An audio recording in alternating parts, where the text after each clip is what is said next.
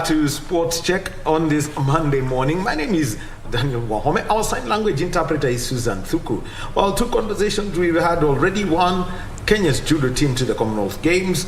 They were here, Calvin, Perista, and also their coach Joseph. And we also had Beryl Wamira, who won 4 medals at the Deaf Olympics, 2 silver and 2 bronze. Now, we're talking about a sport that when you see the videos that we've got, you will wonder, is this a joke or is this serious business? Actually, it is serious business because there's actually a book about it.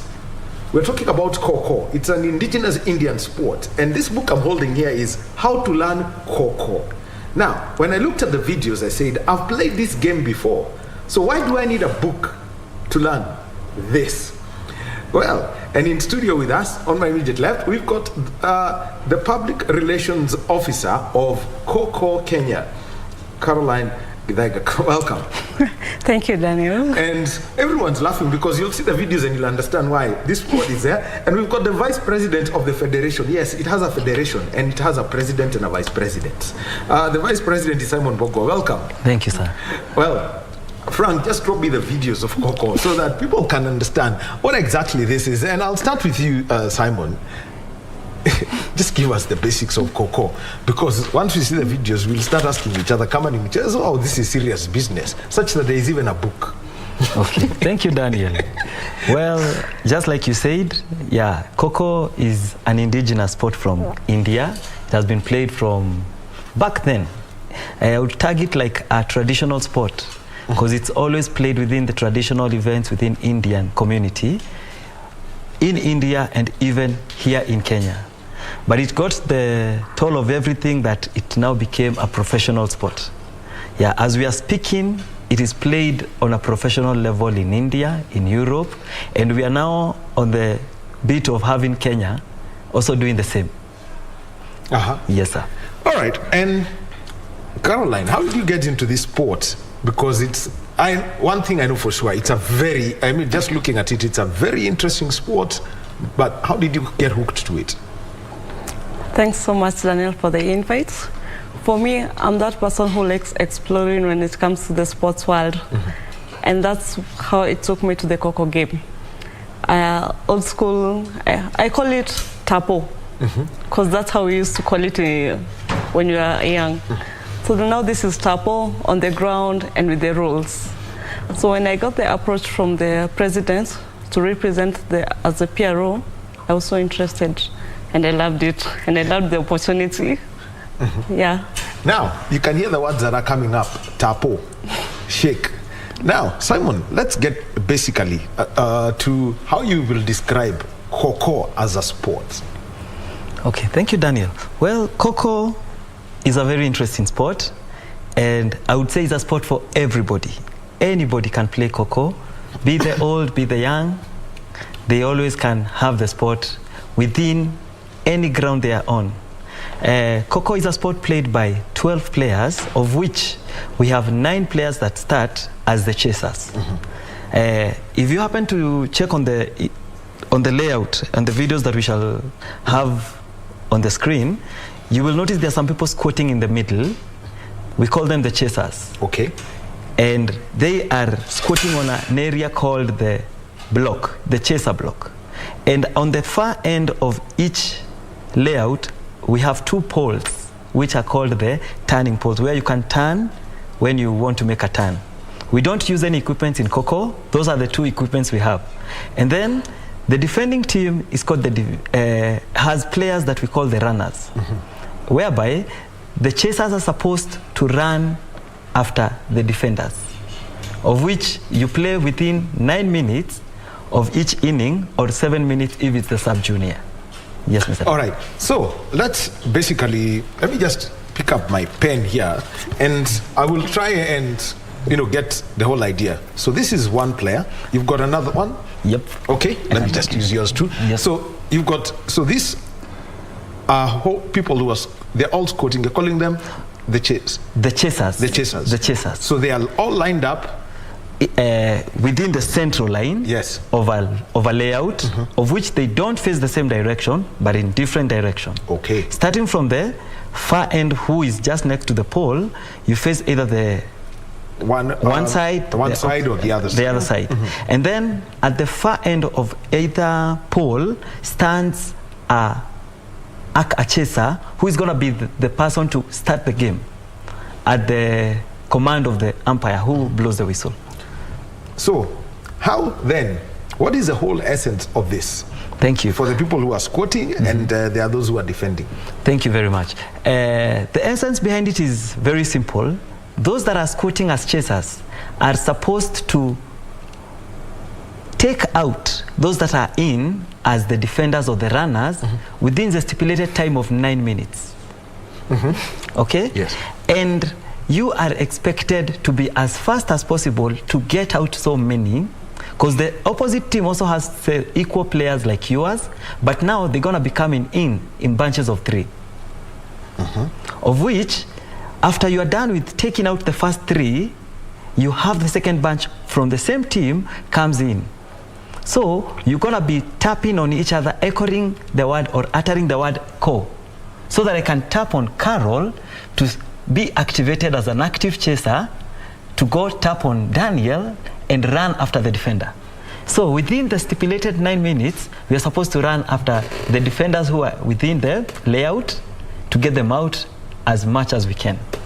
So then at the end of it all, so then how do you then score, Carol, I mean, when it comes to this, for every innings that you have?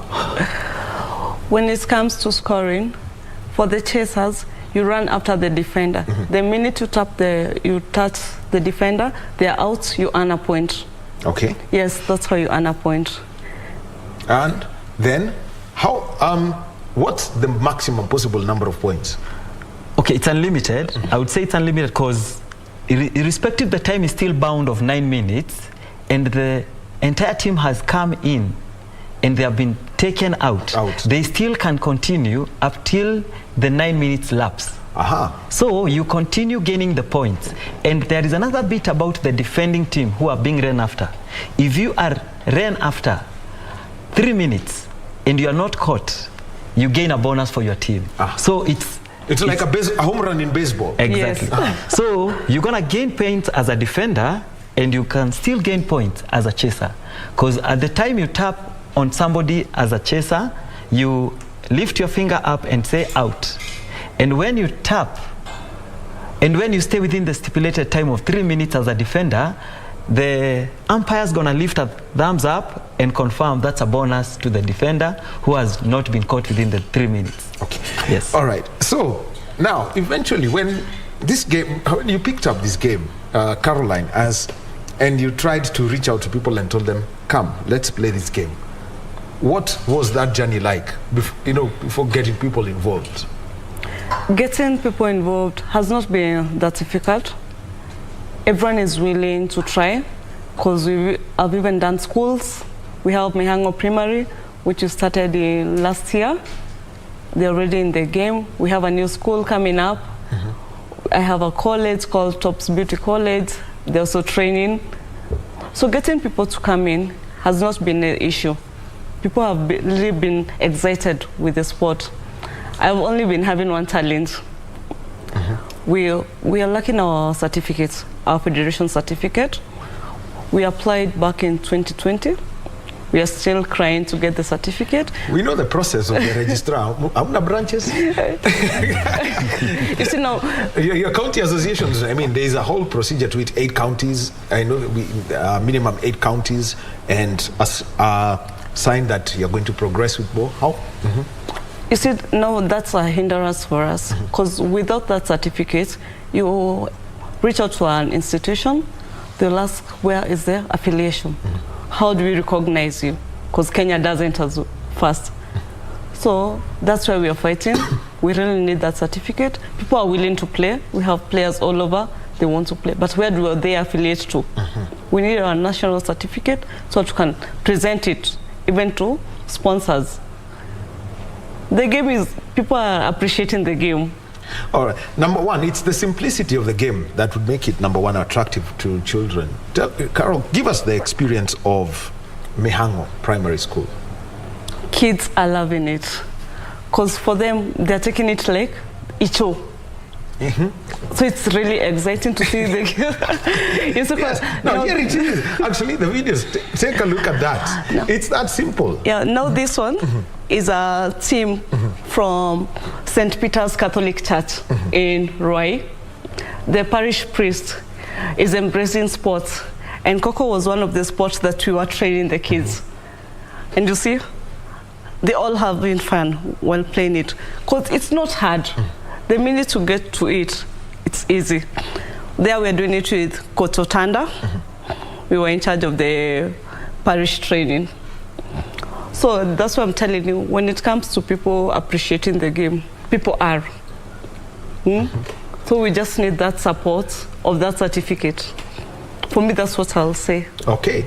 Now, let's now go through again that lesson, because now we have got the videos. So, Simon, yes, sir, take us through what is going on in this video, because we can see how they are and how they're tapping on the back of each other, where you tap, move, and once you get to the end, you have to go around. Explain. Take us through that now. Thank you, Daniel.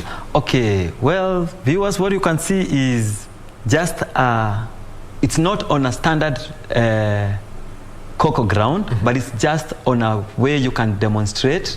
And my coach has really done it a good way, because you notice where you see like a stone or a cone. Yes. Yeah, we is did like the a stones. pole. Yeah. It's like a pole, and it signifies a pole should be standing there. Yes. Showing the zone that is called a free zone. And on the same side, opposite side should be the same. So what the children are doing, they're trying to first get the concept of the game. You have to tap on someone, yes, get up with a basic style that you're supposed to get up and tap, and then make a turn. You notice like now that young girl made a turn that was wrong, it was erroneous. So she was supposed to move forward and turn against where the pole was. Okay. So there are very many basics. Exactly. So that it starts all over. So that you can find the back of the other person. You will always tap the back of a person, but not the face. Because if I turn the wrong way, on my turning to the other side, I'm going to find Daniel's face, and I cannot tap on the face. I'll have to skip on Daniel and find the back of somebody else who is facing on the other direction. Yes, Caroline, you want to weigh? Yeah? You want to add on to this? Yeah, and now when you're playing the Kho Kho, you see when you're facing on this side, you can only touch a defender on this side. You can't change direction. You just have to move in the same direction. When the defender's on the other side, that's when you tap another chaser facing on the opposite side. All right. So, in simple terms, who's the chaser here and who's the defender? Okay, the chaser is the one squatting in yellow, and you notice they are doing first the major basic of tapping and running. Yes. So we only can identify the chaser, and if now we had somebody to be ran after, that would be the standing one. That would be a runner or the defender. Okay. Yes. So the one running is the defender. Now the one who would be running, being ran after by the chaser, would be now the runner or the defender, and that is the opposite team. Okay. So let's now come to some of the things that are required here in this game, because when it gets to up there, just by looking at it, it's a very fast sport. Very true. I can see it's very fast. Sure. What's the whole thing of physical fitness that's required for this sport? Well, thank you, Dan. Tapo for adults. Yeah. Serious tapo for adults. With Kho Kho, I would call it a game of seconds, because you are stipulated to work within the time bound you are given. If you were to look at it on the professional way, these are now like seniors who are playing.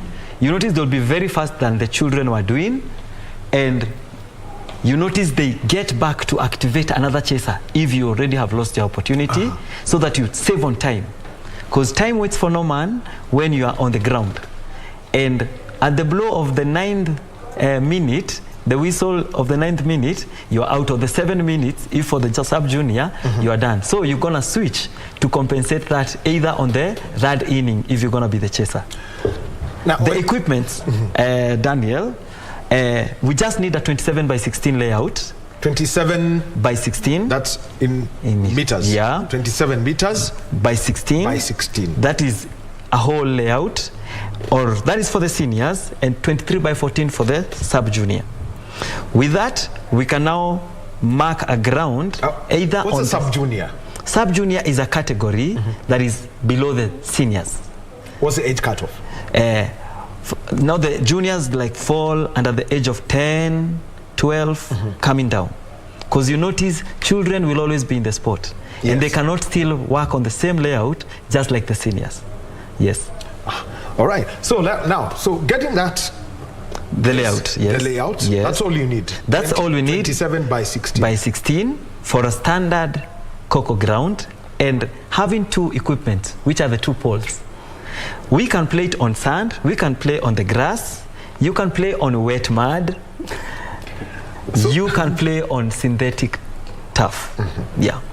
And now, from what you've seen and what you're doing, what exactly is happening in the sporting scene such that there can be competitions and you can eventually get your registration certificate done once you meet the criteria? I mean, as more people pick it up outside of Nairobi. Okay, I would say since we got the opportunity to be trained as international coaches in New Delhi in 2020, thanks to our president, Mr. Jacob Nyaudo, and the international body back in UK, we happened to get a training coach in New Delhi. And it gave us a whole full insight about the sport, whereby we came back really fully imparted with knowledge, and we started spreading out to different regions. We started up with a club in Kitengela, came back to Maruroi, we have Paradiso. We have in Utawala, where Madam PRO resides. She has been of great importance to try and spread the sport. We have even the Indians within Nairobi area and other regions that are playing the sport. Thanks to our treasurer, Mr. Kanti, he has been pushing that we are having the sports going on.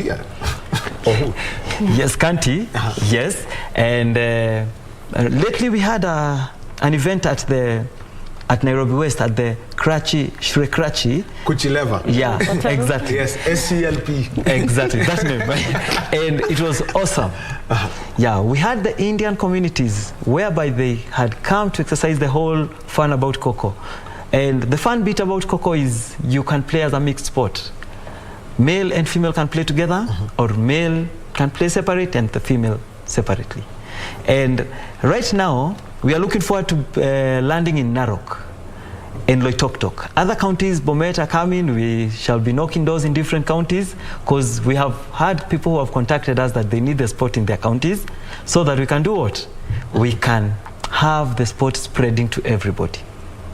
Well, now, when it comes to communicating this, one of the things is, I know you mentioned the challenge, but eventually, one of the things that I've seen from the video is that you've worked with a church, you've worked with a school. What are the key outreach methods that you're using to have this sport get to everybody? Because I'll tell you, it's a simple game, it's fun, and just by the looks of it, it looks like there's always a lot of laughter when people are playing. Very true. Yeah, you see, when it comes to any sport, not just Kho Kho, when you're reaching out to someone, they need to know what are the advantages of getting yourself into the sports. You see, when it came, my first year with the church, the priest was interested in doing something that's different, getting the kids busy, getting the youth in the church busy. But now he was looking for something extra. That's why I brought in, why don't we start sports in the church community? And he was like, let's do it a trial. And we did it for the holiday, April holiday. And it was a success. Reaching out to the schools, you have to go to school. Why this game? For me, I'm saying it's giving kids an alternative.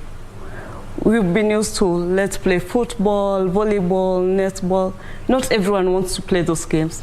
That's where now Kho Kho is coming in, an alternative sport, something you need to try out. Maybe you're a Messi in Kho Kho, not in football. You see, coming to, like now we have an event on 28th. I reached out for... That is on Sunday? On Saturday. On Saturday, yes. Yeah, this Saturday. I reached out to Chief of Mihango area. He's called Kabenga. Also the Embakasi East officer in charge of sports, Mrs. Vena. I was like, why don't you give us a place to host the event. Yes, they don't know nothing about Kho Kho, but they were like, this is something interesting. I think we can give it a try. And they said, come use our camp. That is the chief's camp? Yeah, the chief's camp. They have a field there to play the sport.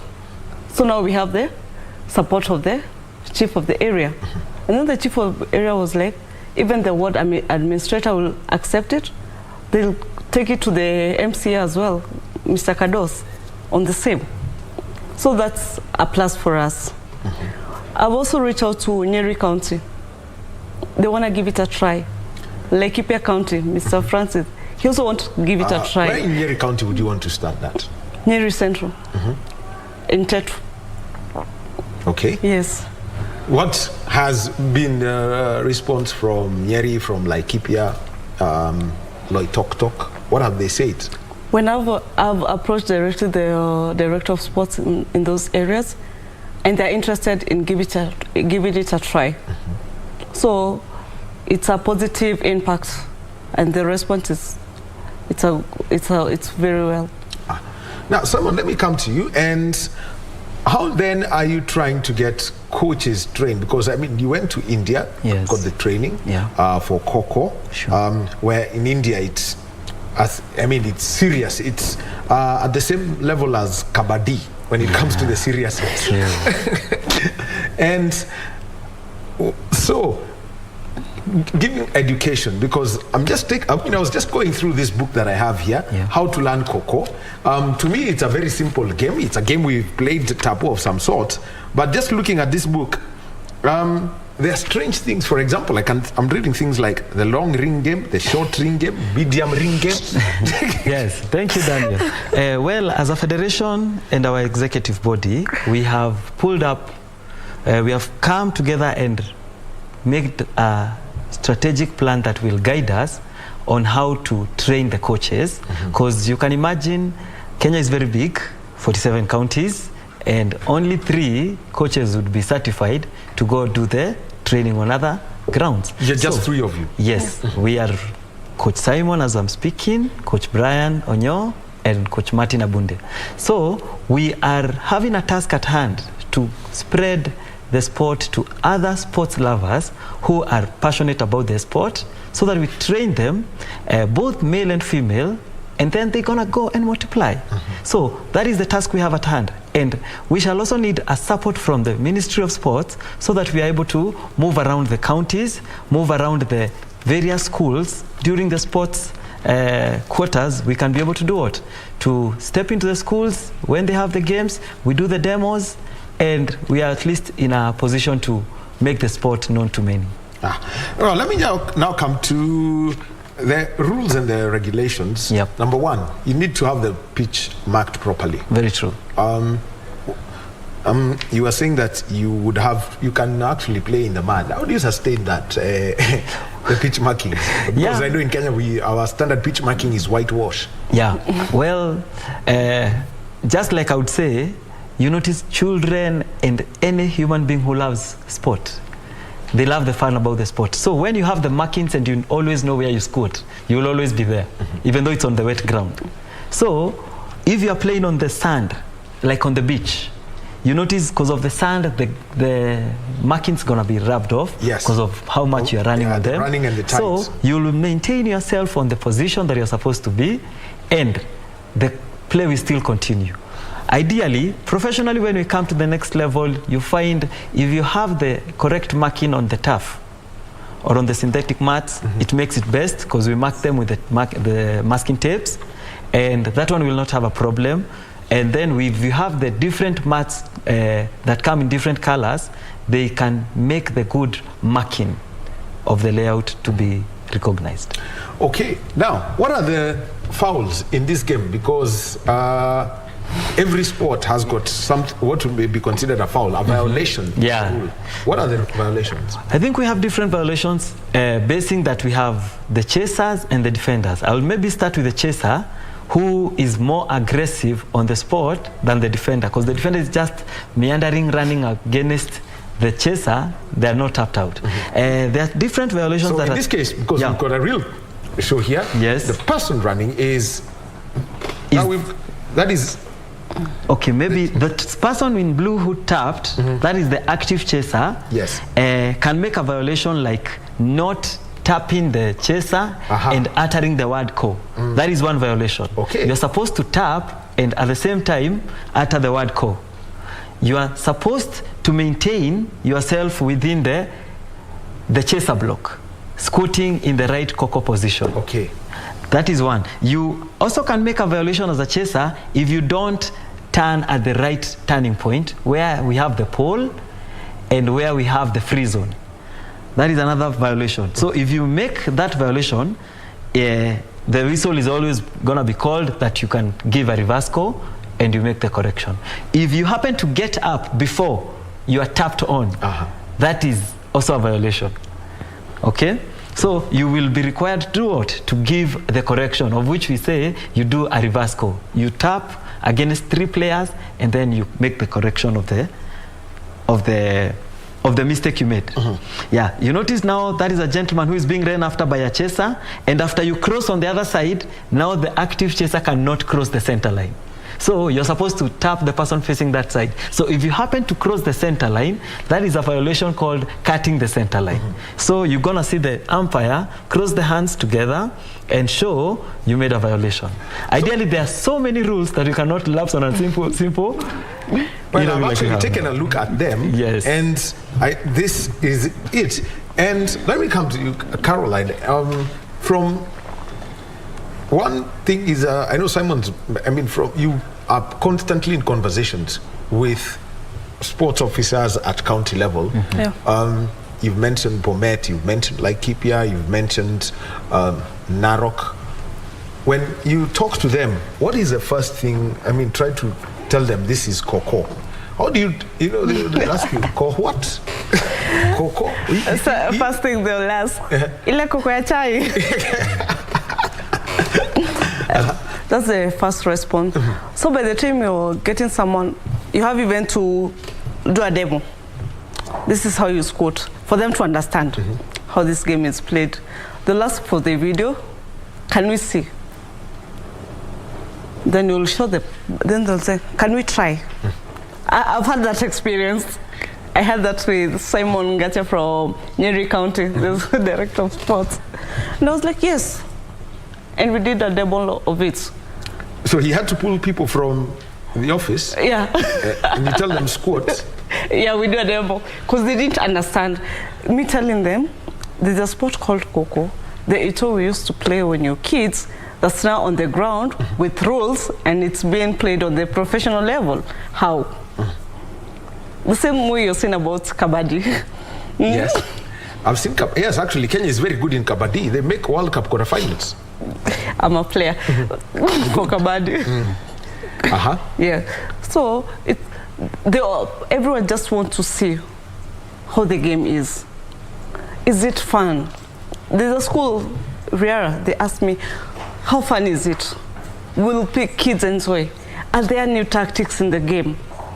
Because schools are looking for something exciting. I'm like, Kho Kho is exciting. Like we're supposed to be doing a demo at Riara Spring in Maradema. They want to see it, not the videos. I've shared with the teacher in charge of sports there. They were like, no, let's see it on the ground. How is it played? Will the kids enjoy? That's what schools are looking for, something exciting. Okay. Yeah. All right. Now, corporates, because this is a game for adults. Even my director is asking me, is it for adults? Yeah. And I'm saying it's for adults. How do you engage the corporates for their fun days? Because this looks like Indio killer. Thank you, Daniel. Yeah, maybe I would say this is also like a team building sport. Yeah, because you can imagine once you are off the office, you take off your suit and you are down with your sporting attire, you will have that bit of trying to challenge yourself. How much can I squat? How fast can I get up and go tap my director? Yeah. You see? So I think that makes it, I should be having an assignment with KBC to take them through a demo on how to do Kho Kho as a team building sport. Well, that is something that we definitely love. Thank you very much, Caroline and Simon. They're from the Kho Kho Kenya Federation. This is Tapo or Shake with Rules. So Yes, the documentary is there and you can get online. Look for KBC Channel 1 TV shows. We'll have the video of this with a demonstration of it. And don't ask Kho Kho. Yes, we would say, let's have fun with the games that we had as children and now have the rules. Thank you very much.